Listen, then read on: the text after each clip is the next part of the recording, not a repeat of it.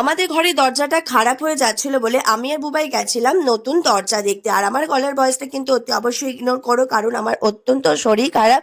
আর আমি কিন্তু সেই জন্য ব্লগ দিতে পারছি না। তোমরাও আমাকে কিন্তু সাপোর্ট করছো না, অতি অবশ্যই আমাকে সাপোর্ট করো, তাহলে আমার ভিডিও দিতে অনেক অনেক ভালো লাগবে। তারপরে গেছিলাম টেস্ট অ্যান্ড বাইটে। এই দোকানের খাবার কিন্তু আমার ভালো লাগে, সেই জন্য আমি এখান থেকে একটা পেস্ট্রি নিয়ে চলে যাচ্ছিলাম বাড়ি। বাড়ি যাওয়ার পথে কাকুটাকে দেখতে পেলাম। বুবাই বলল চলো দিদির জন্য একটু আলু কাবলি নিয়ে নি। তারপরে ওরও খেতে ইচ্ছা হলো, ওর দেখা দেখি কিন্তু আমিও খেয়ে নিলাম। টক খেতে কারই না ভালো লাগে বলো।